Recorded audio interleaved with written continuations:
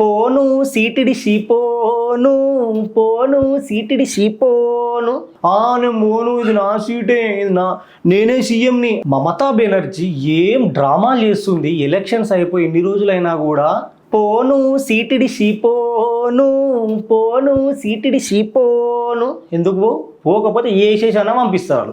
Public నిన్ను కాదు ఛీ నీ వద్ద తల్లి బాబు నీ వల్ల మేము ఇంత సఫర్ అవుతున్నామని చెప్పి కోట్ల మంది 96% పోలింగ్ చేసి మరి నీ సీట్ల నుంచి నిన్ను జరిపిన తర్వాత కూడా నేను మోను ఇది నా సీటే ఇది నేనే సీఎంని అని కూర్చుంటా అంటే ఎట్లా?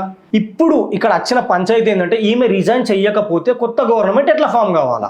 ఇట్లాంటి వాళ్ళు తయారవుతారు ఏడికి నన్ను కట్టగట్టుకొని వస్తారని చెప్పేసి అంబేద్కర్ గారు ముందే మంచిగా ప్రిడిక్ట్ చేసేసి ఆర్టికల్ 164 ప్రకారం ఇట్లాంటి వాళ్ళు తయారైతే ఇండియాలో ఇప్పుడు ఏ గవర్నమెంట్ అవుతుందో జరగని గవర్నమెంట్ వాళ్ళని క్లీన్గా పక్కకు జరిపేసి కొత్తగా ఎవరైతే మెజారిటీ సీట్స్తో వచ్చిందో వాళ్ళకి గవర్నమెంట్ ఫామ్ చేసే రైట్స్ ఇచ్చేసింది. అంబో తుంబో అనుకుంటే ఏదో మాట్లాడింది ఎగిరిపోయింది. ఇన్ కేస్ ఈవీఎంలోనే హ్యాక్ చేసి బెంగాల్లో గెలిచిండ్రే అనుకో, ఒకవేళ బీజేపీ అట్లనే చేస్తే వాళ్ళ దగ్గర మొత్తం పవర్ ఉన్నప్పుడు తమిళనాడులో కూడా హ్యాక్ చేయాలా, కేరళలో కూడా హ్యాక్ చేయాలా కదా? అన్నిటి దగ్గర హ్యాక్ చేసి అన్ని రాలే గెలుస్తారు కదా. ఈయనకి ఇవి అసలు ఇవి తీసుకోలేడు, నాకు అర్థం కూడా కాదు. ఎందుకనంటే తమిళనాడులో చూసుకుంటే అయితే 11% ఉన్న దాన్ని 3%కి తగ్గించుకున్నది ఓట్ షేరింగ్ అని అంటే అక్కడ కూడా మనకు ప్రూవ్ అయింది కదా ఈవీఎంలతోని పని అవ్వదు. ప్రజలు ఎవరిని కావాలనుకుంటారో వాళ్ళనే గెలిపిస్తారు అని చెప్పి ప్రజలు డిసైడ్ చేసిండ్రు. అది Gautam model school Sun City branch admissions are open for 2026. No admission fee, free school uniform and also bus transportation available for nursery to 10th class. Hurry up. Address: Sun City branch opposite Kasturba Trust. Limited seats. Contact us now 8121573123 and 8977113123. నమస్తే, welcome to Chitragupt. Mamata Banerjee ఏం డ్రామాలు చేస్తుంది. Elections అయిపోయి ఎన్ని రోజులైనా కూడా ఈమెకి ఒక పాట కరెక్ట్ సెట్ అవుతుంది. ఎట్లా అనంటే పోను సీటిడి షీపోను పోను సీటిడి షీపోను ఎందుకు పోకపోతే ఏ చేసానా పంపిస్తారు. పబ్లిక్ నిన్ను కాదు ఛీ నీ వద్ద తల్లి బాబు నీ వల్ల మేము ఇంత సఫర్ అవుతున్నామని చెప్పి కోట్ల మంది 96% పోలింగ్ చేసి మరి నీ సీట్ల నుంచి నిన్ను జరిపిన తర్వాత కూడా నేను మోను ఇది నా సీటే ఇది నేనే సీఎంని అని కూర్చుంటా అంటే ఎట్లా? కనీసం నువ్వు నిలబడ్డ సీట్లో కూడా నువ్వు గెలవలేకపోయినావు. ఇప్పుడు మళ్ళీ నీకు ఇంకా ముఖ్యమంత్రి పదవి మాత్రం అట్లనే ఉండాలని కోరుకుంటుంది. ఈమె నేను నా సీట్ వదిలేసి నేను పోను, నేను అసలు నిజం చెప్పాలంటే నేను ఓడిపోలేదు, నాకు ఎలక్షన్ కమిషన్ అండ్ బీజేపీ కలిసి కావాలని చెప్పి మా సీట్లని లాక్కున్నది, మమ్మల్ని ఓడగొట్టింది, కానీ ప్రజలు మాత్రం నా సైడే ఉన్నారు, నేనే గెలిచిన అని చెప్పేసి ఇంకా భ్రమలనే ఉన్నది. దాన్ని భ్రమలు ఉన్నదందామా లేకపోతే పిసైపోయిందని చెప్దామా, పదవి లేకపోవడం వల్ల ఆమెకి పిచ్చెక్కిందని చెప్దామా అనేదిగా ఆమెనే డిసైడ్ కావాలి. మనం ఏం చేయాలనో అది చేసేసినాం, ఓటింగ్ల నుంచి ఆమెను పక్కన జరిపేసినాం, మనకు కావాల్సిన గవర్నమెంట్ అయితే తీసుకొచ్చుకుందాం.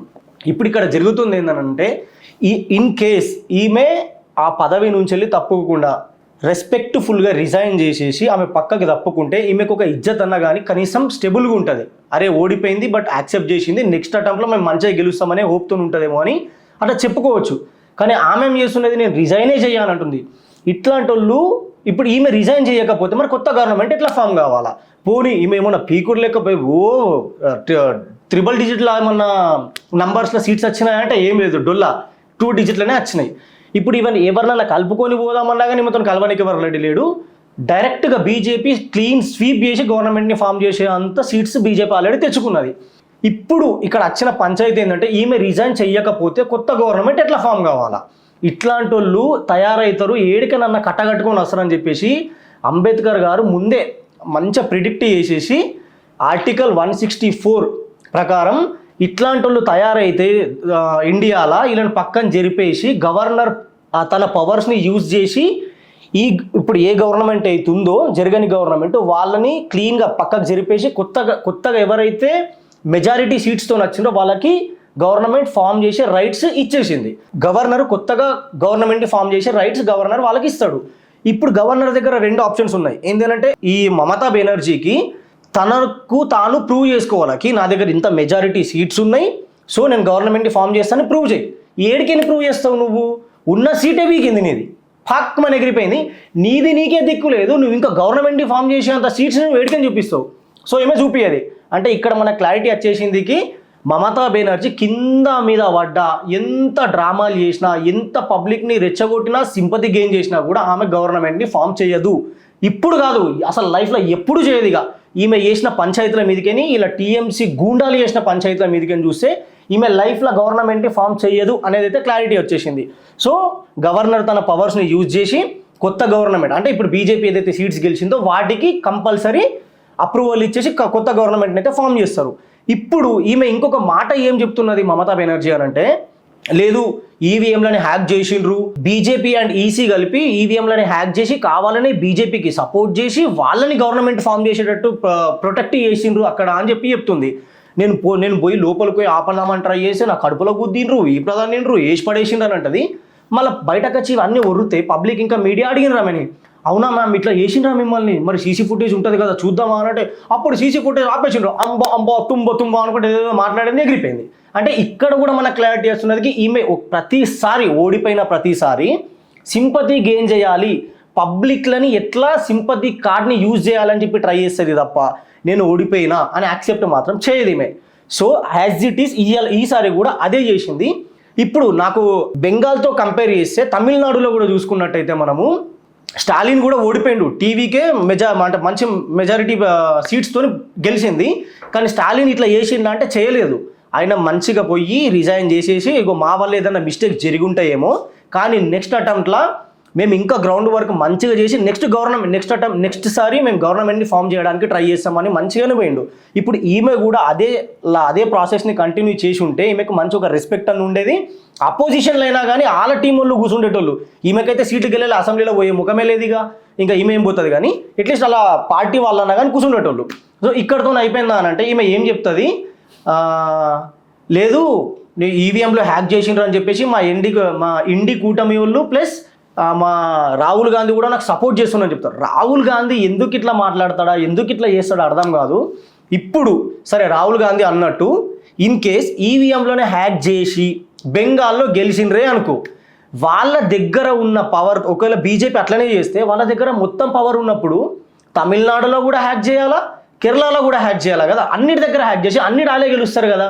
ఈయనకి ఇవి అసలు ఇవి తీసుకోలేడు, నాకు అర్థం కూడా కాదు. ఎందుకనంటే ఈయన కేరళలో గెలిచినప్పుడు మాత్రం లేదు పబ్లిక్ నిజాయితీగా గెలిపించిండ్రు అని అంటాడు. అదే ఓడిపోయిన దగ్గరకు వస్తే మాత్రం ఈవీఎంలో హ్యాక్ చేసిండ్రు, ఇదంతా ఓడి చోరీ అంటాడు. ఏడికేం చోరీ అవుతుందిరా అయ్యా. ఇప్పుడు గెలిచేది ఉంటే చోరీ చేసేది ఉంటే అన్నీ వేసి పడేస్తారు. కానీ ఒక దగ్గర గెలుస్తాం, ఒక దగ్గర ఓడిపోతాం. తమిళనాడులో చూసుకుంటే అయితే 11% ఉన్న దాన్ని 3%కి తగ్గించుకున్నది ఓట్ షేరింగ్ అని అంటే అక్కడ కూడా మనకు ప్రూవ్ అయింది కదా ఈవీఎంలతోని పని అవ్వదు. ప్రజలు ఎవరిని కావాలనుకుంటారో వాళ్ళనే గెలిపిస్తారు అని చెప్పి ప్రజలు డిసైడ్ చేసిండ్రు. అది ఈడ మమతా బెనర్జీకి నువ్వు సపోర్ట్ చేసో ఇంకొకళ్ళు సపోర్ట్ చేసినంత మాత్రాన ఈ గెలుపుని మీరు క్యాన్సల్ చేయలేరు. అట్లా అని చెప్పేసి నువ్వు నీ సీట్లో నువ్వే కూర్చుంటా అంటే సీటు లేపి బయట ఎత్తేస్తారు పబ్లిక్ వచ్చేసి. ఇంకా ఇంతకన్నా మించి ఏముండదు. అయితే ఈ మమతా బెనర్జీ ఓడిపోవడం వల్ల నిజంగానే పబ్లిక్ అక్కడ హ్యాపీగా ఉన్నారంటే ఘోరంగా హ్యాపీగా ఉన్నారు, పండగ చేసుకుంటున్నారు. ఆ దీది మీదనే అంబ తుంబ కంబ ఆ మాటలకి పాటలు క్రియేట్ చేసి డీజే వర్జన్ని మిక్స్ చేసి ఒక రేంజ్లో ఎంజాయ్ చేస్తున్నారు, ఒక రేంజ్లో హ్యాపీనెస్ని పొందుతున్నారు వాళ్ళు. ఎందుకు అంటే వీళ్ళ టీఎంసీ గూండాలు కానీ, టీఎంసీ లీడర్లు కానీ, లేకపోతే ఆ పార్టీకి సంబంధించిన గ్రౌండ్ మెంబర్స్ కానీ బెంగాల్లో హీనమైన పంచాయతీలు చేసిండ్రు, గలీజ్ సిచ్యువేషన్లను తీసుకొచ్చిండ్రు, హిందూస్కి నరకం అంటే ఎందుకు చూపించిండ్రు. అందుకోసమే ఈసారి వీళ్ళని దించాల్సిందే అని గట్టిగా ఫిక్స్ అయిన తర్వాతనే పబ్లిక్ ఈ డిసిజన్ తీసుకున్నారు. దీన్ని మమతా బెనర్జీయో అలా పార్టీయో నేను యాక్సెప్ట్ చెయ్యా అంటే నడవదిగా. ఇంకా గట్టిగా మాట్లాడితే ఎవరైతే బెంగాల్లోకి చొరబాటుదారులు వచ్చిండ్రో బంగ్లాదేశీలు, వాళ్ళు బెంగాల్కి వచ్చి అక్కడ స్టెబుల్గా ఉండి ఈ ఓట్ షేర్ లాగా మార్చుకున్నది మమతా కాబట్టి వాళ్ళు సేఫ్గా ఉండే.